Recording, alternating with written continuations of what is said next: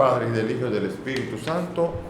La gracia y la paz de parte de Dios nuestro Padre y de Jesucristo el Señor esté con todos ustedes. Mis hermanos, bienvenidos a este lunes de la 28ª semana del tiempo ordinario. Hoy el Señor nos invita a vivir la fe en una manera obediente, estilo Abraham. Por eso hoy inicia la carta a los romanos explicándonos en la carta de la fe lo que implica el creerle a Cristo. Presentamos al Señor. Hoy además recordamos la memoria de Papa Juan XXIII. Y también de Soledad Torres Acosta, que es la fundadora de la Sierva de María, que tanto han bendecido a la República Dominicana con la atención a los enfermos. Presentamos el alma de Virginia Rosales Mora. Con estas intenciones y las nuestras, presentémonos humildes ante el Señor. Cerremos los ojos y pidamos a Dios y a los hermanos perdón por nuestros pecados.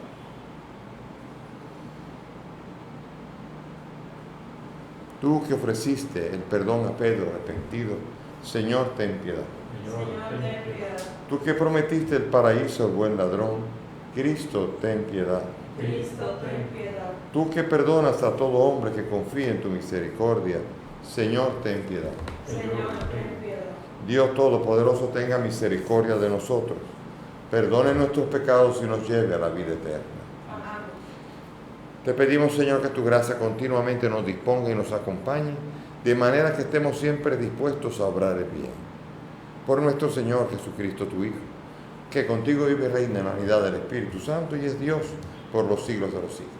Amén. Nos sentamos para escucharla.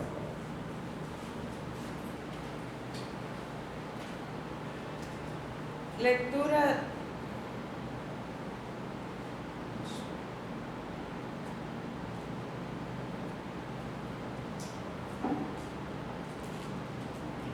Comienzo de la carta del apóstol San Pablo a los romanos. Pablo, siervo de Cristo, llamado a ser apóstol, escogido para anunciar el Evangelio de Dios. Este Evangelio, prometido ya por sus profetas en las Escrituras Santas, se refiere a su Hijo, nacido, según lo humano, del estirpe de David, constituido, según el Espíritu Santo, Hijo de Dios, con pleno poder por su resurrección de la muerte, Jesucristo, nuestro Señor. Por Él hemos recibido este don y esta misión, hacer que todos los gentiles respondan a la fe, para gloria de su nombre. Entre ellos estáis también vosotros, llamados por Cristo Jesús. A todos los de Roma, a quienes Dios ama y ha llamado a formar parte de su pueblo santo, os deseo la gracia y la paz de Dios, nuestro Padre, y del Señor Jesucristo. Palabra de Dios. Te alabamos. El Señor da a conocer su victoria. El Señor da a conocer su victoria. Cantar al Señor un cántico nuevo, porque ha hecho maravillas. Su diestra le ha dado la victoria, su santo brazo. El Señor da a conocer su victoria. El Señor da a conocer su victoria. Revela a las naciones su justicia. Se acordó de su misericordia y su fidelidad en favor de la casa de Israel. El Señor da a conocer su victoria. Los confines de la tierra han contemplado la victoria de nuestro Dios. Aclamar al Señor tierra entera. Gritad, victoriad, tocad. El Señor da a conocer su victoria.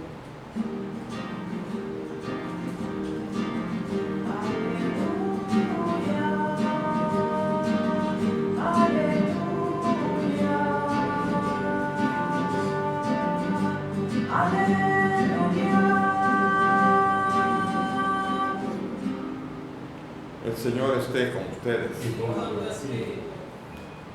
Lectura del Santo Evangelio según San Lucas. Gloria a ti, Señor.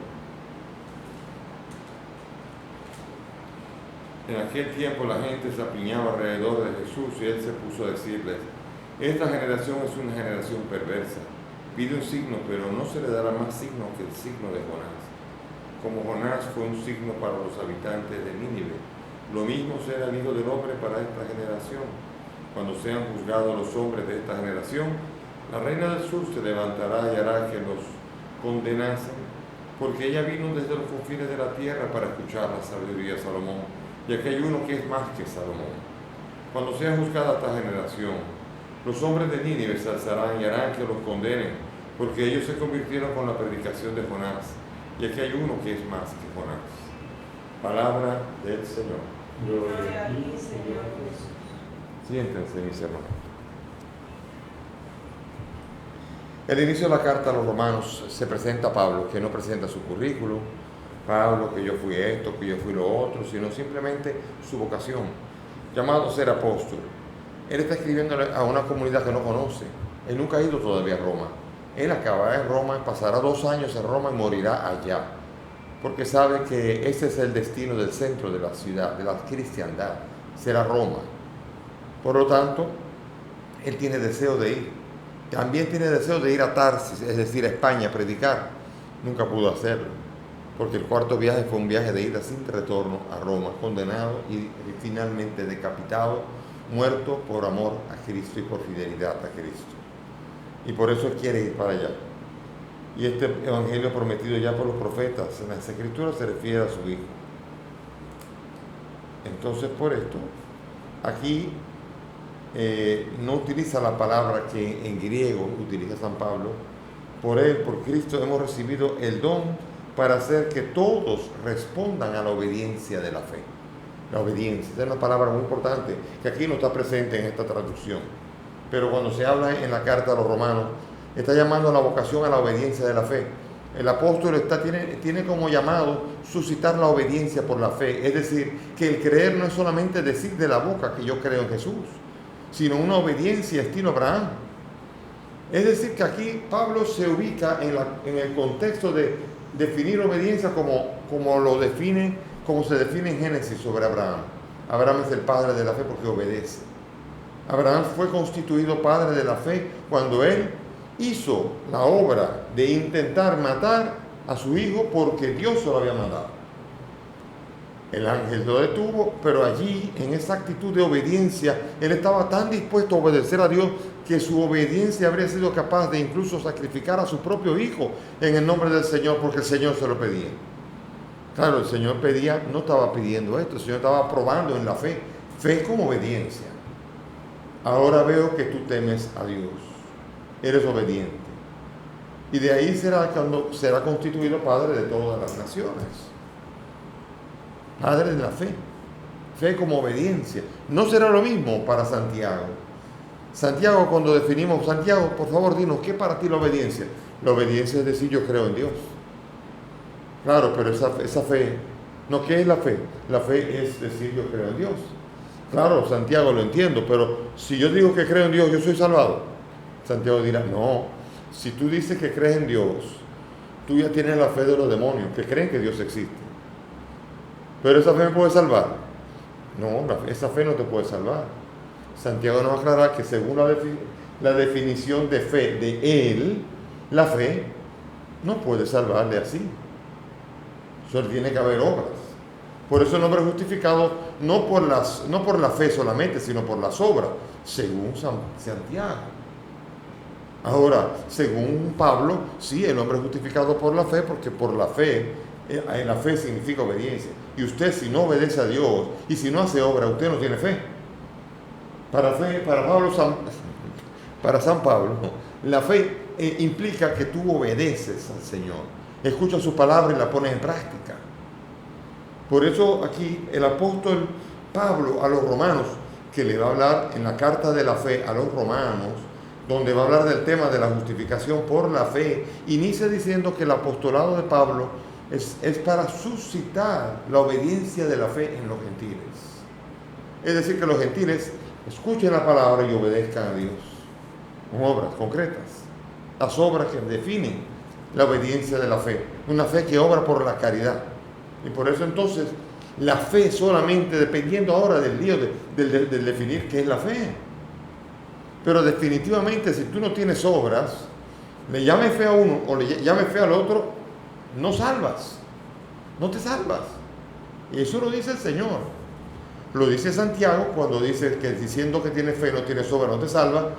Y lo dice San Pablo de manera que si tú no tienes obra, él te dirá, tú no tienes fe. Y por eso no puedes salvarte.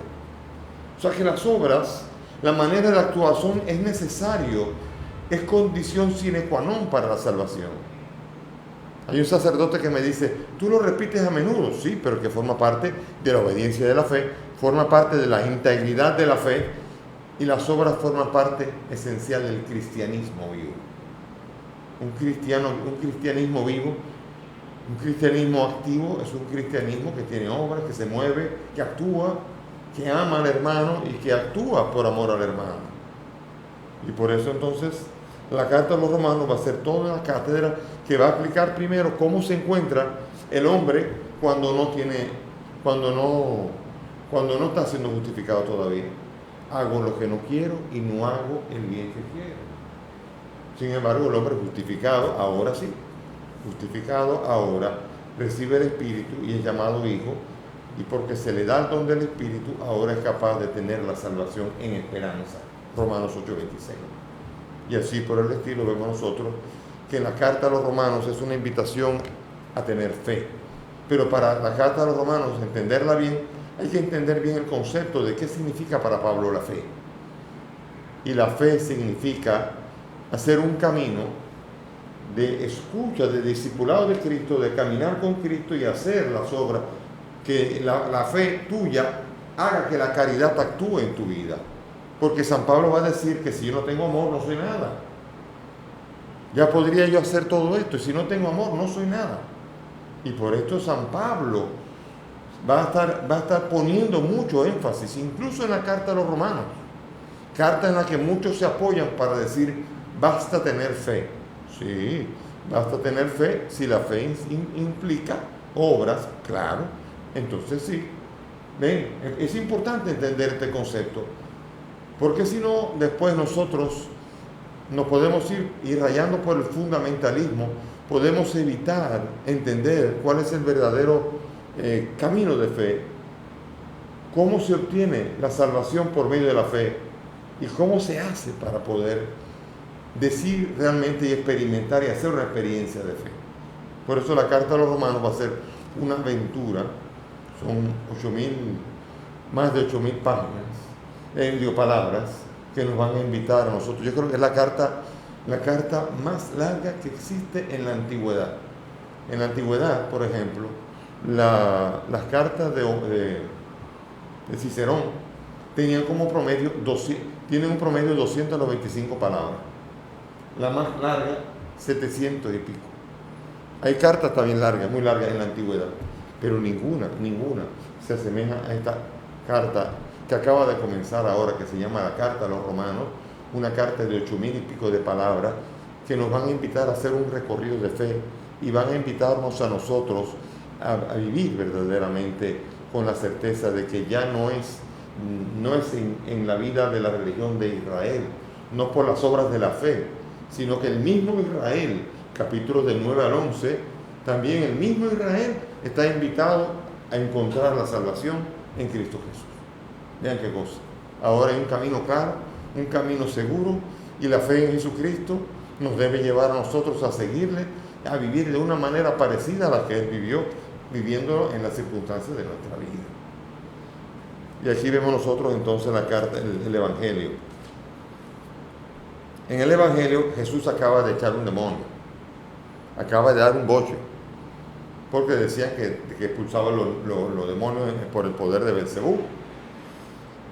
Y aquí ahora la gente le pidió una señal y le dice, esta generación perversa no recibirá una señal. Va a haber una sola señal, y esa señal es la de Jonás. ¿Qué quiere decir esto? La muerte de Jesucristo, en la cual iba a estar en el vientre de la tierra 3 días, como estuvo Jonás 3 días en el vientre de la ballena. Esa es la señal. Después surgirá uno, el profeta, el verdadero Jesucristo, resucitado. Esta es la señal y la gran señal. La única señal para los cristianos es el credo que dice, y al tercer día resucitó entre los muertos, según las Escrituras, como estaba escrito. Por eso nosotros, los cristianos, encontramos la señal. Basta con creer que Jesucristo lo resucitó entre los muertos para que nuestra vida, por la gracia, cambie y comience a obrar conforme a lo que la fe le exige. Entonces aquí comienza a explicar de de qué será en el futuro para esta gente que frente a ellos, Él acaba de hacer una gran señal. Piden una señal y dice, ustedes no tienen perdón. La reina de Saba buscaba a Salomón por la sabiduría e iba a verlo y se maravillaba con Salomón en todos los sentidos, pero se maravillaba en Salomón por la sabiduría que tenía. Quedaba embelesada y volvía otra vez y finalmente se unió a él. Fíjense, quedó fascinada con uno que simplemente tenía sabiduría. Y ahí hay uno que es más que Salomón. Jesucristo no es solamente otro con sabiduría. Él ahora nos está mostrando un camino de salvación. Él está mostrando que el reino de Dios está entre nosotros. Él está mostrando algo grandioso que ni Salomón podría haber imaginado. Por eso esta generación está acusada por la reina del sur, que venía a admirarse de la sabiduría de Salomón, y le va a decir a ustedes, vergüenza para ustedes.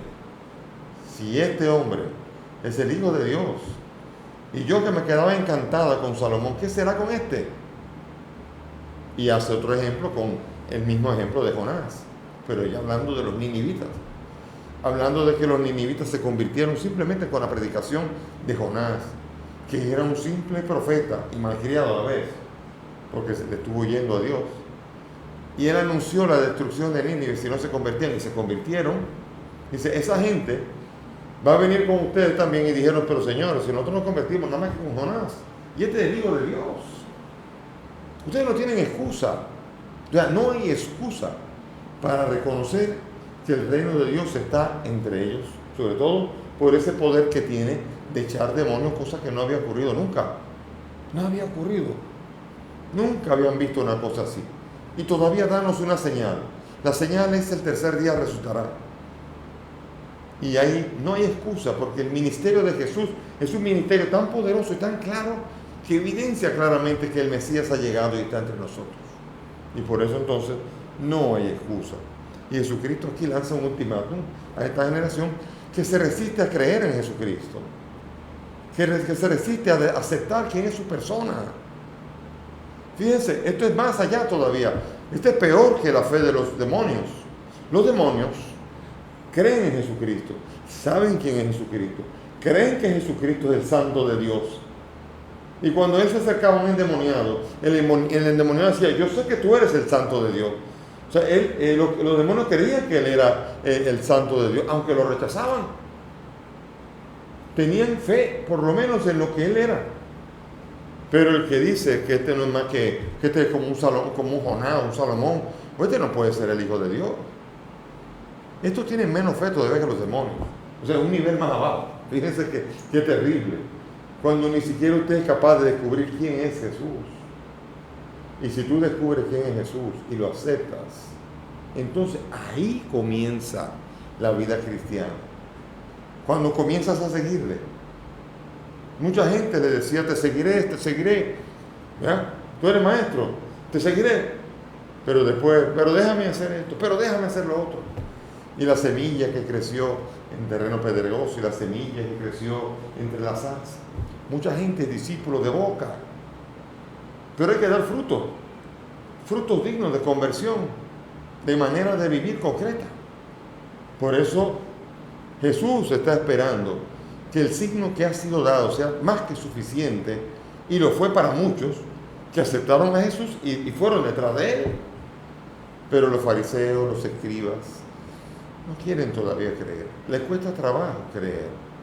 Se resisten a creer. Y los que creen que él es, entonces le tienen miedo y lo quieren matar. Fíjense qué terrible esto.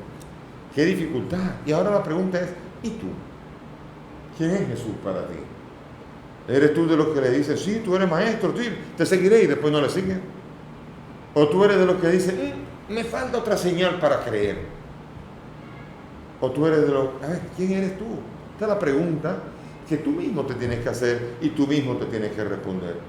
La respuesta es crucial, porque de esa respuesta sincera en tu interior dependerá el camino hacia lo que Dios tiene destinado para ti o no. Por eso es una pregunta que de vez en cuando hay que hacérsela. Mucha gente no le gusta filosofar. Dicen, ay no, esas son filosofías. No me gusta estar pensando demasiado. No te gusta pensar en la muerte que viene. No te gusta pensar en el cielo que te han prometido. ¿En qué quieres pensar entonces? ¿Quieres meter la cabeza como el avestruz en el piso para seguir disfrutando los goces de la tierra y olvidarte de los goces a los que tienes la oportunidad de alcanzar? Que el Señor nos ayude, nos agarre confesados y nos permita acoger al Señor como Rey, Mesías, como Señor, como uno que es más que Jonás y que Salomón. Amén. Nos ponemos de pie y elevamos nuestras súplicas confiadas al Dios en el que nosotros hemos puesto nuestra confianza. Para que conceda la paz, la libertad y la unidad de la Iglesia, roguemos al Señor. Te rogamos, óyenos.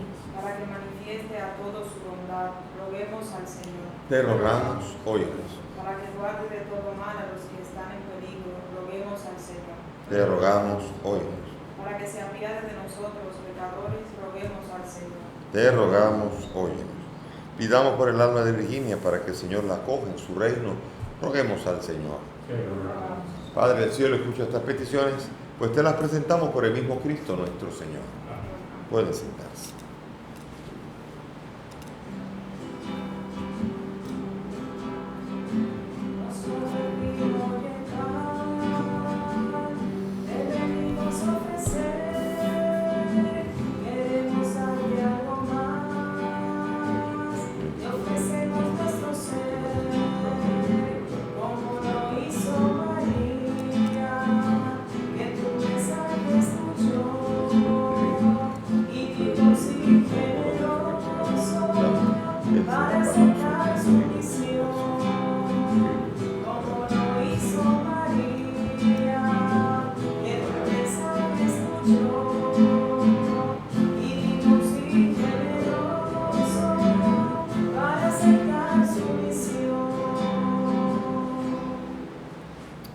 Oren mis hermanos para que este sacrificio que es mío de ustedes sea agradable a Dios Padre Todopoderoso. El Señor reciba de tus manos este sacrificio para la alabanza y gloria de su nombre, para nuestro bien y de toda su santa Iglesia. Amén. Recibe, Señor, la súplica de tus fieles junto con estas ofrendas que te presentamos, para que lo que celebramos con devoción nos lleve a alcanzar la gloria del cielo. Por Jesucristo nuestro Señor. Amén. El Señor esté con ustedes. Levantemos el corazón. Demos gracias al Señor nuestro Dios. En verdad es justo y necesario, es nuestro deber y salvación darte gracias siempre y en todo lugar, Señor Padre Santo, Dios Todopoderoso y Eterno, por Cristo Señor nuestro, cuya muerte celebramos unidos en caridad, cuya resurrección proclamamos con viva fe y cuyo advenimiento glorioso guardamos con firme esperanza. Por eso junto a los ángeles y santos te alabamos, proclamando sin cesar. Santo, santo, santo es el Señor, Dios del universo. Llenos están el cielo y la tierra de tu gloria. Hosanna en el cielo. Bendito el que viene en nombre del Señor. Hosanna en el cielo. Santo eres en verdad, Señor, fuente de toda santidad. Te pedimos que santifiques estos dones con la efusión de tu Espíritu, de manera que sean para nosotros cuerpo y sangre de Jesucristo nuestro Señor, el cual cuando iba a ser entregado a su pasión, tomó el pan, dándote gracias, lo partió y lo dio a sus discípulos, diciendo: tomen y coman todos de él, porque esto es mi cuerpo que será entregado por ustedes.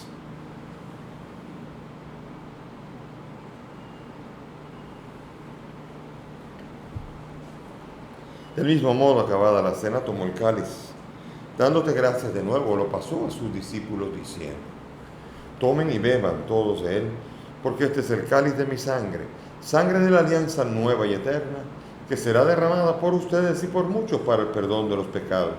Hagan esto en conmemoración mía.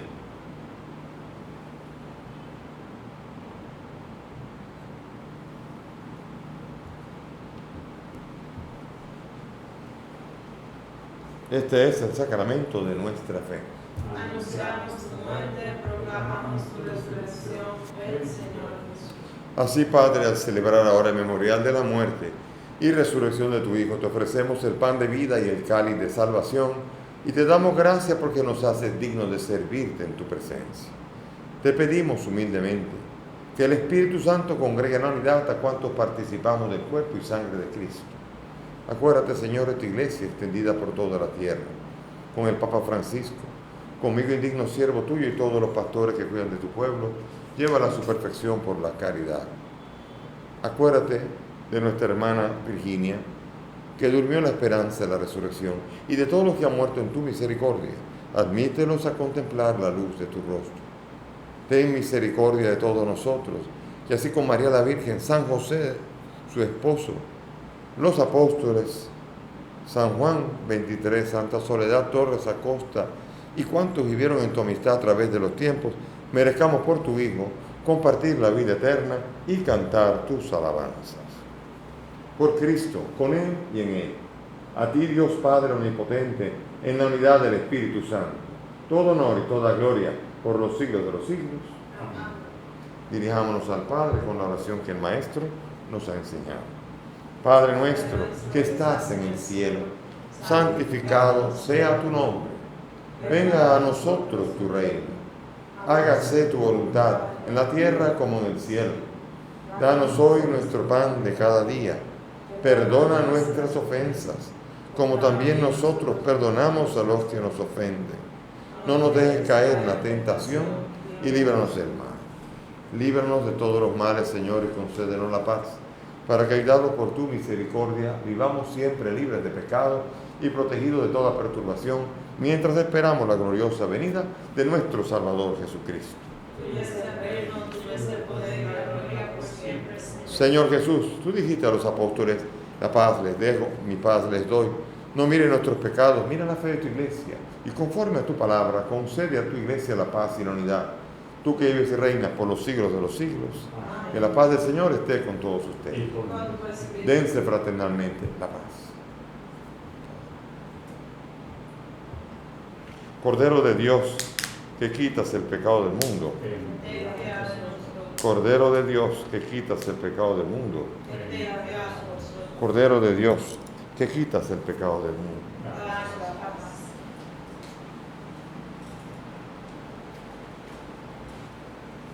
Mis hermanos, aquí está Jesús, el Cordero de Dios, el que quita el pecado del mundo. Dichosos nosotros los invitados a esta mesa. Señor, no soy digna de que entres en mi casa, pero una palabra tuya bastará para sanar.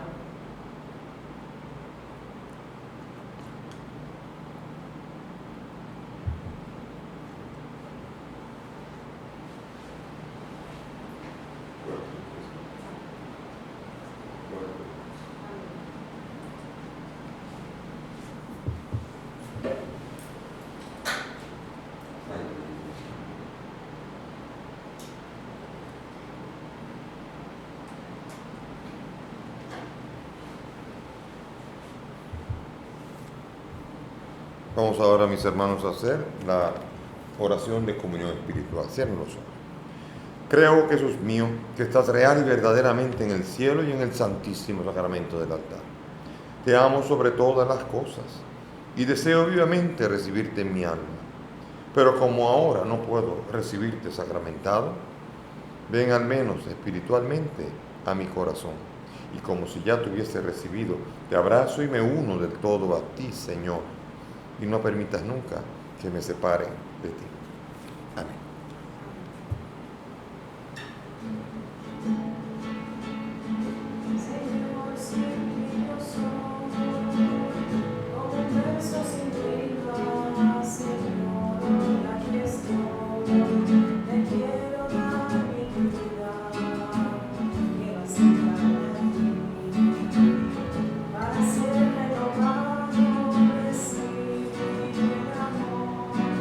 Siempre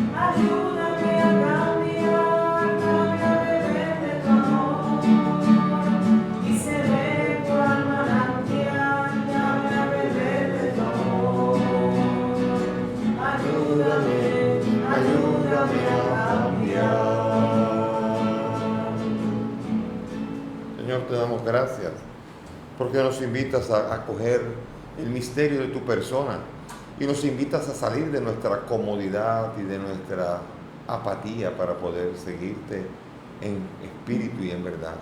Ayúdanos, Señor, a responder por la obediencia de la fe a lo que nos pides y a lo que exige creer en ti. Permítenos vivir la fe y que ella nos lleve al camino de la salvación que tanto esperamos. Amén. Oremos. Señor, suplicamos a tu majestad que así como nos nutres con el sagrado alimento del cuerpo y la sangre de tu Hijo, nos hagas participar de la naturaleza divina. Por Jesucristo nuestro Señor. Gracias por la presencia de todos, que el Señor nos siga animando, nos siga fortaleciendo y nos siga haciendo participar de la fe en una manera cada día más plena. El Señor esté con ustedes y que la bendición de Dios Todopoderoso, Padre, Hijo y Espíritu Santo, descienda sobre ustedes y permanezca para siempre. Podemos ir en paz. Gracias.